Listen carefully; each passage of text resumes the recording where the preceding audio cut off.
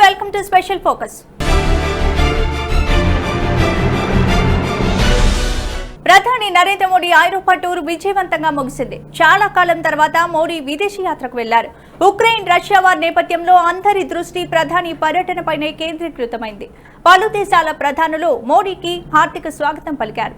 ఈ సందర్భంగా ప్రధాని భారత్లోని వివిధ రంగాల్లో పెట్టుబడులను ఆహ్వానించారు. మోడీ 3 రోజుల పర్యటనపై భారత్ టుడే స్పెషల్ ఫోకస్.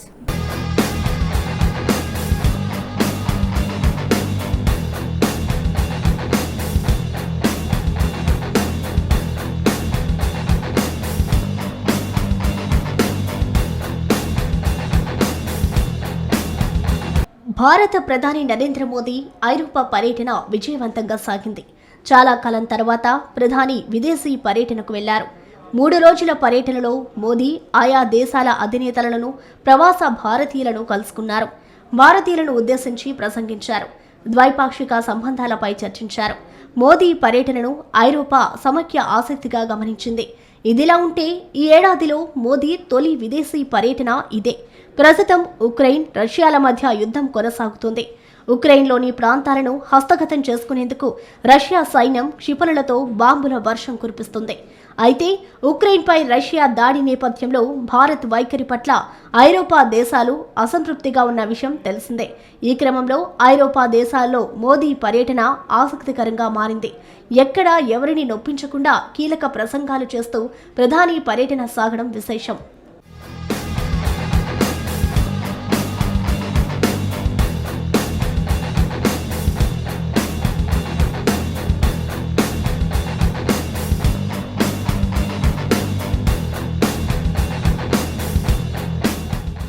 సమర్థవంతమైన స్థిరమైన ప్రభుత్వానికి భారత ప్రజలు మద్దతు పలకడంతో దేశంలో 3 దశాబ్దాల అస్థిరతకు అంతం పలకగలిగామని ప్రధాని నరేంద్ర మోదీ వ్యాఖ్యానించారు. ఐరోపా పర్యటనలో భాగంగా బెర్లిన్ నగరంలోని భారతీయులను ఉద్దేశించి ప్రధాని మోడీ ప్రసంగించారు. జర్మనీ రాజధాని బెర్లిన్లోని పోట్స్డామర్ ప్లాడ్జ్లో భారతీయ ప్రవాసులను ఉద్దేశించి ప్రధాని మాట్లాడుతూ భారత ప్రజలు గత 3 దశాబ్దాల రాజకీయ అస్థిర వాతావరణాన్ని ఒక బటన్ నొక్కడం ద్వారా ముగించారు. 30 సంవత్సరాల తర్వాత పూర్తి మెజారిటీ ప్రభుత్వం ఎన్నికైంది. భారత ప్రజలు 2014, 2019లో ప్రభుత్వాన్ని బలోపేతం చేశారు అని వ్యాఖ్యానించారు.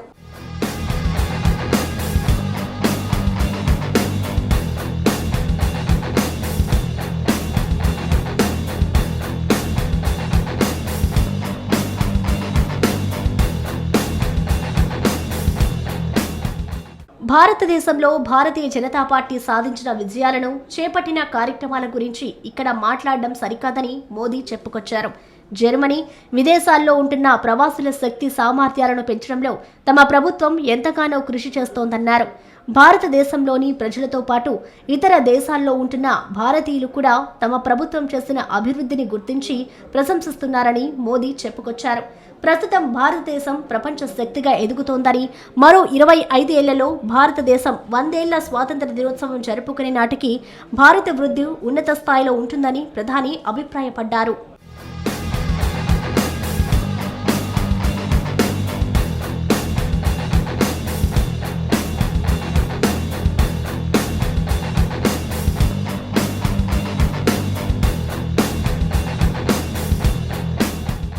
సంస్కరణల కోసం రాజకీయ సంకల్పం అవసరం. ఇవాళ భారతదేశం జీవన నాణ్యత, విద్యా నాణ్యత, ఇతర అన్ని రంగాలలో ముందుకు సాగుతుంది. దేశం, బ్యూరోక్రసీ, ప్రభుత్వ కార్యాలయాలు ఇప్పుడు కూడా ఒకేలా ఉన్నాయి. మనం మెరుగైన ఫలితాలు పొందుతున్నాము అని ప్రధానమంత్రి వివరించారు. ప్రధాని మోడీ ఛాన్సలర్ స్కోల్జ్ సహా అధ్యక్షత వహించిన 6వ భారతదేశం జర్మనీ అంతర్ప్రభుత్వ సంప్రదింపుల తర్వాత బెర్లిన్లోని భారతీయ ప్రవాసులను ఉద్దేశించి ప్రసంగించారు.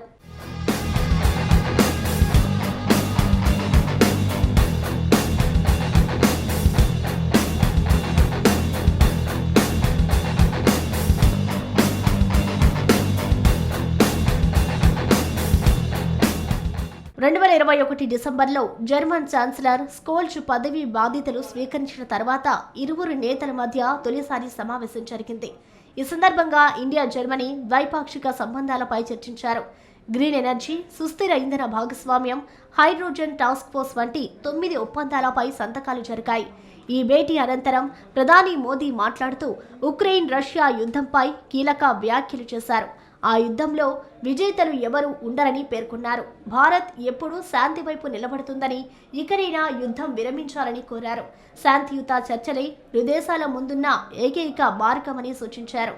యుద్ధ ప్రభావం ఇతర దేశాలపై కూడా పడుతుందన్నారు. యుద్ధం ద్వారా చివరకు మిగిలేది విధ్వంసం, విషాదమేనని అన్నారు.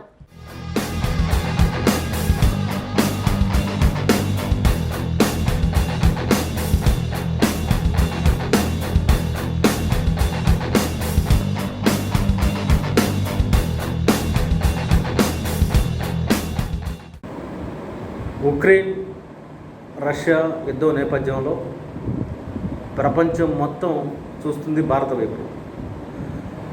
భారత ప్రధాని ఏ విధంగా స్పందిస్తారు, భారతదేశం ఏ విధంగా స్పందిస్తుంది అన్న అంశాలపైన ప్రపంచంలోని అన్ని దేశాల్లోనూ ఉత్కంఠత చెలరేగింది. ఈ నేపథ్యంలో డెన్మార్క్లో ప్రయాణం చేసిన భారత ప్రధాని నరేంద్ర మోడీ గారు అక్కడ చేరి ఏం మాట్లాడతారు అని ప్రపంచం మొత్తం ఆసక్తికి ఎదురు చూశారు. ముఖ్యంగా దానికి కారణం ఏంటంటే భారత్కి రష్యా మిత్రదేశం. యూరోపియన్ దేశాలన్నీ కూడా ఈ యుద్ధాన్ని వ్యతిరేకిస్తున్నాయి. బాహాటంగా వ్యతిరేకిస్తూ రష్యాకి వ్యతిరేకంగా పావులు కలుపుతున్న నేపథ్యంలో భారత ప్రధాని నరేంద్ర మోడీ గారు యూరోపియన్ దేశాలతో మరి పర్యటన చేయడం, ఆ దేశాల్లో వివిధ స్థాయిలో ఉన్న అధికార యంత్రాంగంతో అధ్యక్షులతో మాట్లాడడం జరిగింది. అయితే ఈ నేపథ్యంలో మనం ఏ విధంగా స్పందిస్తామనేది కూడా ఈరోజు ప్రపంచం ఎదురు చూస్తుంది. డెన్మార్క్ లో తొలిసారిగా పర్యటించిన ప్రధాని నరేంద్ర మోడీకి ప్రవాస భారతీయులు అడుగడుగునా నీరాజనాలు పలికారు. అక్కడ మోడీ ఎవరెవరిని కలిశారు, ఏ అంశాలపై చర్చించారు, ఆ విశేషాలేంటో ఇప్పుడు చూద్దాం.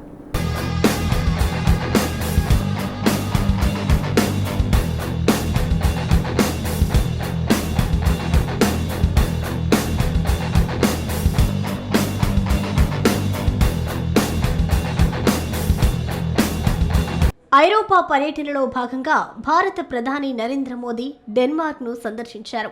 తొలి రోజు జర్మనీలో పర్యటించిన ఆయన రెండో రోజున అక్కడి నుంచి కోపెన్హాగన్ ఎయిర్పోర్ట్కు వెళ్లారు. అక్కడ మోడీకి డెన్మార్క్ ప్రధాని మెట్టి ఫ్రెడరిక్సన్ స్వాగతం పలికారు. తర్వాత ఇద్దరూ కలిసి డెన్మార్క్ ప్రధాని అధికారిక నివాసం మానియన్ బోర్కు చేరుకున్నారు. అక్కడ ఫ్రెడరిక్సన్ తన నివాసం మొత్తాన్ని మోదీకి చూపించారు. భారత పర్యటనకు వచ్చినప్పుడు తనకు మోదీ గిఫ్ట్గా ఇచ్చిన పెయింటింగ్ను కూడా ఆమె చూపించారు. ఫ్రెడరిక్సన్ నివాసం ఆవరణలో ఉన్న పచ్చిక లాన్లో ఇరువురు ప్రధానులు తిరుగుతూ వివిధ అంశాలపై ముచ్చటించారు. ముఖ్యంగా ఇరు దేశాల మధ్య ద్వైపాక్షిక సంబంధాలను మరింత మెరుగుపరుచుకోవడంపై చర్చించినట్టు సమాచారం.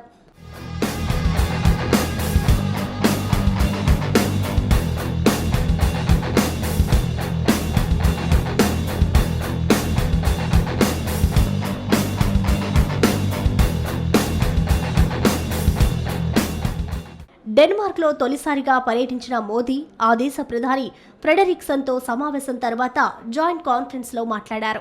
తాము భారత్ EU సంబంధాలు, ఇండో పసిఫిక్, ఉక్రెయిన్తో పాటు పలు ప్రాంతీయ, ప్రపంచ సమస్యలను కూడా చర్చించినట్లు మోడీ వివరించారు. ఇరు దేశాలు ప్రజాస్వామ్యం, భావ ప్రకటన స్వేచ్ఛ, చట్ట నియమాల విలువలను పంచుకుంటాయన్నారు. భారత్ EU స్వేచ్ఛా వాణిజ్య ఒప్పందంపై చర్చలు వీలైనంత త్వరగా ముగుస్తాయని ఆశాభావం వ్యక్తం చేశారు. ఉక్రెయిన్లో తక్షణ కాల్పుల విరమణ, సమస్య పరిష్కారానికి చర్చలు, దౌత్యం కోసం ఇరు దేశాలకు విజ్ఞప్తి చేసినట్లుగా మోడీ వెల్లడించారు. Bharat European union free trade agreement త్వరలోనే పూర్తవుతుందని ప్రధాని చెప్పుకొచ్చారు. డెన్మార్క్తో పలు రంగాల్లో ఒప్పందాలు చేసుకున్న తర్వాత రెండు దేశాల ప్రధాన మంత్రులు మాట్లాడారు. భారత్, పసిఫిక్తో పాటు ఉక్రెయిన్ అంశంపైన మాట్లాడినట్టు ప్రధాని వివరించారు. భారత్లో మౌలిక వసతుల రంగంలో, గ్రీన్ ఇండస్ట్రీస్లో పెట్టుబడులకు చాలా అవకాశాలు ఉన్నాయన్నారు. రెండు దేశాల మధ్య సంబంధాలను మరింత బలోపేతం చేయబోతున్నట్టు డానిష్ ప్రధానమంత్రి మెట్ ఫ్రెడరిక్సన్ చెప్పారు. భారతదేశంలో అమలు చేసిన సంస్కరణలు, పెట్టుబడులు పెట్టేందుకు కల్పించిన అవకాశాలను చూస్తే ఇక్కడ పెట్టుబడులు పెట్టలేని వారంతా అవకాశాన్ని కోల్పోయినట్లే అని కోపెన్హాగెన్ ఇండియా డెన్మార్క్ బిజినెస్ ఫోరంలో మాట్లాడుతూ ప్రధాని మోదీ వ్యాఖ్యానించారు.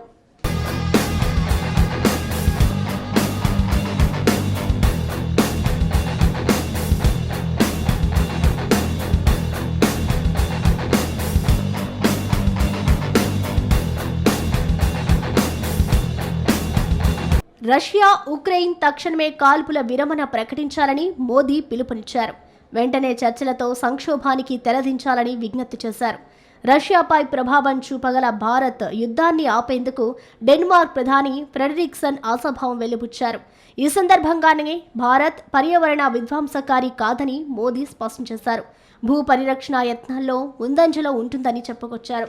భారత్లో పునర్వినియోగ ఇంధన వనరుల వాడకాన్ని ప్రోత్సహించేందుకు తమ ప్రభుత్వం తీసుకున్న చర్యలను COP26 సదస్సులో ఇచ్చిన వాగ్దానాలను మోదీ వివరించారు.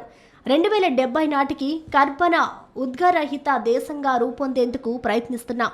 2030 నాటికి దేశ ఇంధన అవసరాల్లో 40% పునర్వినియోగ ఇంధన వనరుల ద్వారా తీర్చేందుకు చర్యలు తీసుకుంటున్నాం అని వివరించారు.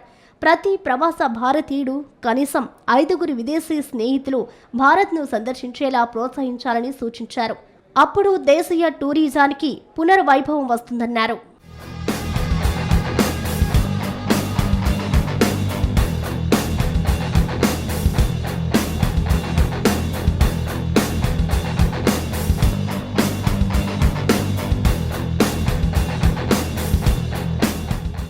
భారతీయ సమాజానికి సమ్మిళిత సాంస్కృతిక వైవిధ్యమే బలాన్నిస్తుందని ప్రధాని మోదీ అభిప్రాయపడ్డారు. ఈ శక్తితోనే భారతీయులు ప్రతి క్షణం జీవిస్తారని, ఈ విలువలే భారతీయుల్లో వేలాది సంవత్సరాలుగా పెంపొందాయని వివరించారు. డెన్మార్క్లోని ప్రవాస భారతీయుల సదస్సులో ఆయన ప్రసంగించారు. భారతీయులంతా దేశ రక్షణలో భాగస్వాములు కావాలని, జాతి నిర్మాణంలో ప్రతి ఒక్కరూ చేతులు కలపాలని ఆయన కోరారు.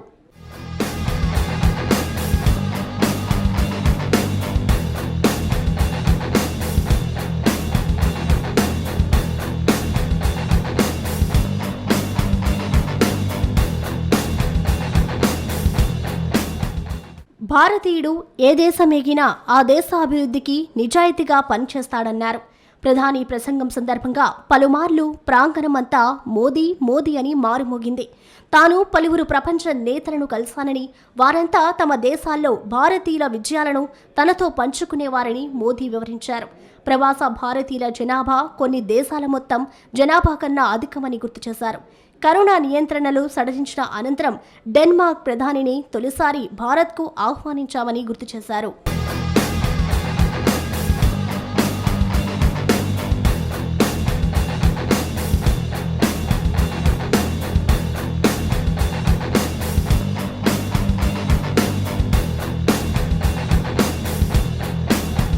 ప్రధాని నరేంద్ర మోదీ ఫిన్లాండ్ ప్రధాని సన్నా మారిన్తో సమావేశమయ్యారు.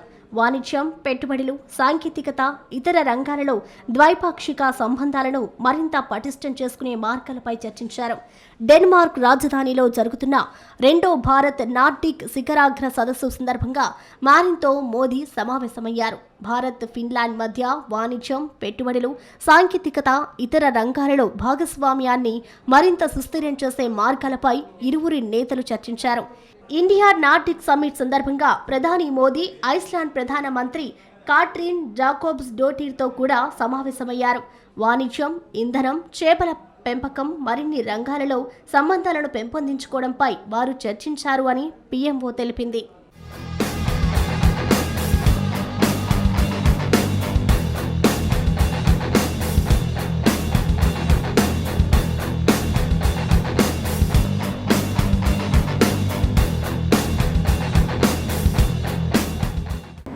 భారత అవసరాలకు సంబంధించిన స్వేచ్ఛ వాణిజ్యం, అదేవిధంగా స్వేచ్ఛ విపణి సంబంధించిన అనేక అంశాల విషయంలో మనం ఒప్పందాలు చేసుకుంటా ఉన్నాం యూరోపియన్ దేశాలతో. ఎందుకంటే భారతదేశంలో ఉండే అత్యంత ఎక్కువగా ఉన్న ప్రజలకి వాళ్ళ అవసరాల దృష్ట్యా మనం ప్రపంచ దేశాలతో మనం సత్సంబంధాలు నెలకొల్పుతుంటాం. భారతదేశంలో ఈరోజు ఒక ఉక్రెయిన్ యుద్ధం తర్వాత నూనెల ధరలు విపరీతంగా పెరిగిపోయిన నేపథ్యం మనకు కనబడతాం. అర్జెంటీనా, అదేవిధంగా ఇండోనేషియా, ఇటువంటి చిన్న చిన్న దేశాలు 30 దేశాలు సహకారంతో దరిదాపు 80,000 కోట్ల నుంచి 1,70,000 కోట్ల వరకు కూడా మనం దేశీ మార్క నిల్వల్ని అక్కడ ఖర్చు పెట్టే పరిస్థితి ఉంది. అంటే విదేశీ మార్క నిల్వలు పెరిగిపోయే ప్రమాదం కాదు. ఉక్రెయిన్ రష్యా యుద్ధం నేపథ్యంలో ప్రధాని పర్యటన అత్యంత ఆసక్తికరంగా సాగింది. ప్రధాని మోడీ ఏ విషయం చెప్తారోనని యావత్ ప్రపంచం ఎదురు చూసిందా అంటే అవుననే జవాబు చెప్పుకోవాలి. ఇంతకు యుద్ధం గురించి మోడీ ఏమన్నారు? ఆ వివరాలేంటో తెలుసుకుందాం.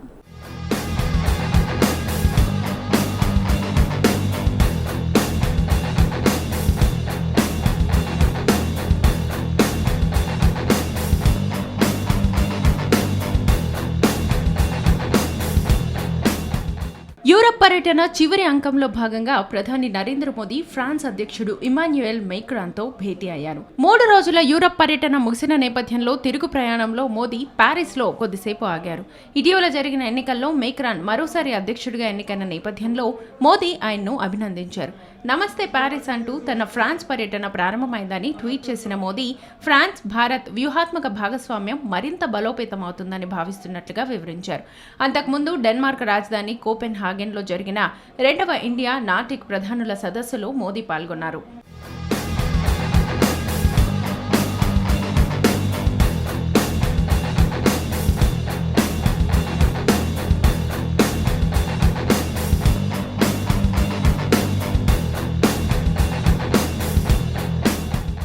ఈ సదస్సులో అంతర్జాతీయ శాంతి భద్రత, ఉక్రెయిన్ సంక్షోభం, పలు అంశాల్లో సహకారం, హరిత పరివర్తన, వాతావరణ మార్పులు, బ్లూ ఎకానమీ, సృజనాత్మకత వంటి పలు అంశాలను చర్చించారు. ముఖ్యంగా ఉక్రెయిన్లో తలెత్తిన మానవతా సంక్షోభంపై 5 నార్డిక్ దేశాలు ఆందోళన వ్యక్తం చేశాయి. తక్షణ యుద్ధ విరమణకు పిలుపునిచ్చాయి. ఉక్రెయిన్లో పౌరుల మరణాలను నిర్ద్వంద్వంగా ఖండించాయి.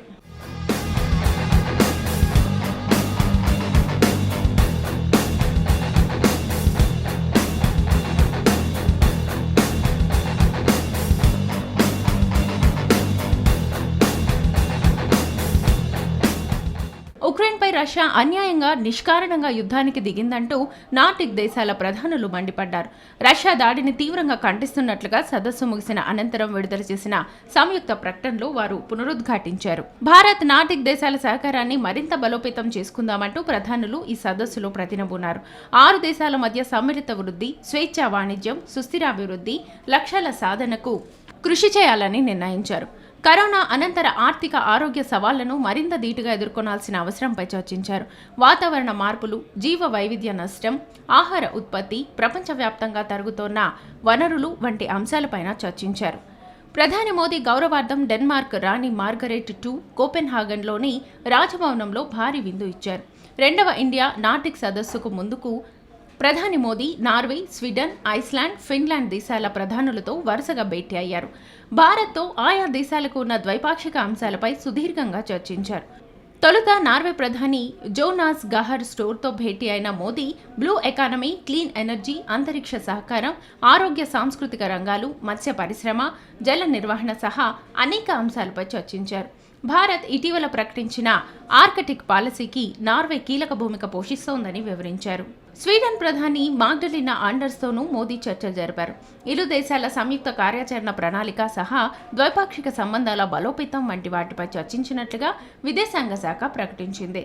సంయుక్త కార్యాచరణ ప్రణాళిక ప్రకారం వాణిజ్యం, రక్షణ, పెట్టుబడులు, స్మార్ట్ నగరాలు, పునరుత్పాదక ఇంధన వనరుల రంగంలో మరింత సహకారం, వృద్ధి దిశగా ఇరు దేశాలు పయనించనున్నాయి. ఐస్లాండ్ ప్రధాని కాట్రిక్ జాకోబ్స్ డోర్టిర్తో మోదీ ప్రత్యేకంగా భేటీ అయ్యారు. లింగ సమానత్వంపై కాట్రిన్ జాకోబ్స్ డోర్టిర్ తీసుకున్న చర్యలను మోదీ ప్రశంసించారు. ఈ విషయంలో భారత్ పురోగతిలో ఉందన్నారు. అదేవిధంగా ఫిన్లాండ్ ప్రధాని సన్నా మారిన్తోనూ మోదీ భేటీ అయ్యారు.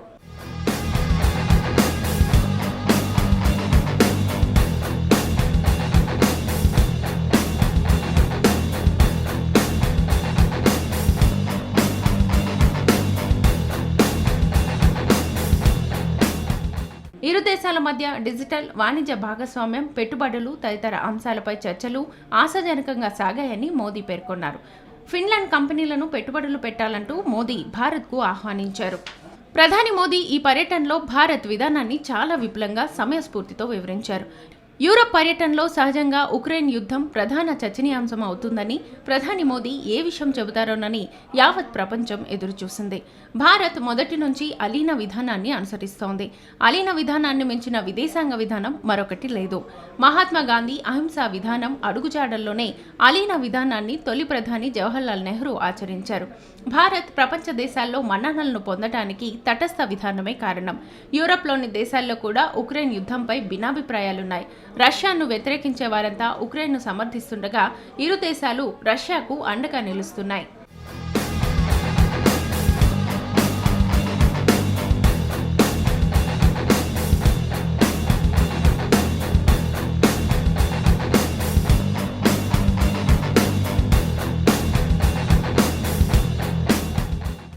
యూరోప్ దేశాలు రష్యాపై గుర్రుగా ఉన్న ఈ నేపథ్యంలో నరేంద్ర మోడీ గారు డెన్మార్క్లో చేసిన ఈ తొలిసారి పర్యటన పట్ల ప్రపంచ దేశాలు ఏ విధంగా స్పందిస్తాయి, తర్వాత ప్రపంచ దేశాలు ఏ విధంగా చూస్తున్నాయని కూడా మరి ఇంటర్నేషనల్ మీడియా కూడా చెవులు రిక్కించి చూస్తున్న పరిస్థితి మనకు కనిపించింది. ఈ నేపథ్యంలో భారత ప్రధాని ఏం చెప్తారనేది ప్రపంచ దేశాలు 1000 కళ్ళతో చూసాయి.